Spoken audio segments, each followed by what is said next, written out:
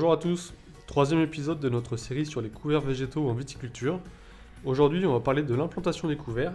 On retrouve donc dans un premier temps Gaël Dupont, viticulteur et agriculteur à Reuves, dans la Marne, pour discuter conditions de semis et matériel. Alors, pour implanter les couverts, nous, ce qu'on a constaté là depuis 3 ans, les points à faire attention, c'est déjà d'avoir, l'idéal, ça serait d'avoir de l'humidité au sol et pouvoir semer dans des bonnes conditions, mais ça, c'est pas toujours facile.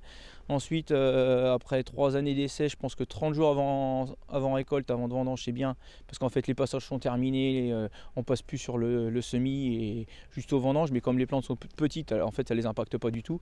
Donc, pour les conditions de semis, cette année, on a réalisé ça début août, et donc pour la partie d'essai GI2E, on l'a réalisé juste avant vendange et après vendange. Après, le retour de cette année, c'est que clairement on a vu qu'il a fait trop sec au mois d'août et on a eu des pertes de pieds, ce qu'on avait semé début août. Par contre, les plantes sont beaucoup plus développées. Donc pour semer, pour le matériel utilisé, nous on s'est servi après différents essais, on est parti sur un semoir à disque parce qu'on avait peur que ça bourre dans les charpentes. On avait fait des autres essais et on avait des problèmes de bourrage dans les charpentes ou dans le trèfle ou dans des choses comme ça. Et puis on voulait semer en direct sans bouger le sol ou le moins possible.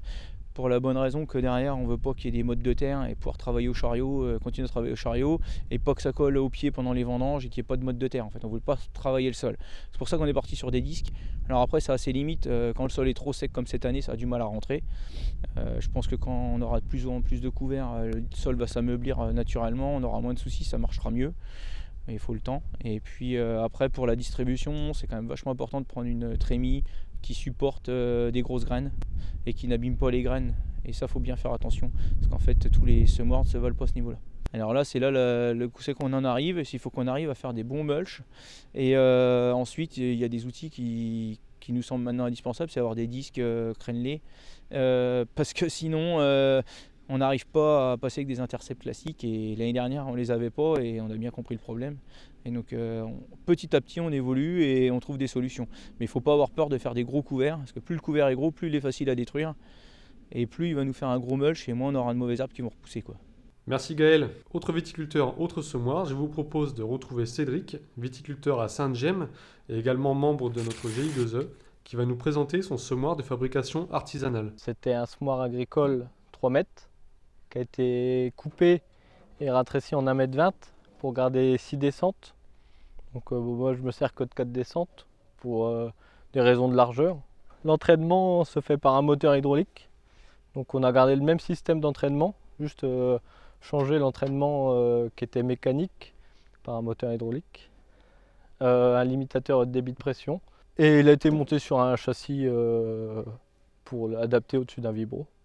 Juste des descentes pour les accrocher derrière les dents de vibro. Donc en règle générale, on peut passer en direct quand il y a un peu d'herbe, quoi. On ne peut pas passer dans des gros paillages, quoi. C'est la dent qui nous limite, le travail en fait. Et à l'arrière, il a été installé une herse peigne de recouvrement, donc toute basique. C'est un montage avec vibro qui m'a coûté dans les 1000 €. C'est tout pour cette vidéo. On se retrouve au prochain épisode dans lequel vous verrez comment le couvert est roulé et le paillage que l'on obtient. A bientôt.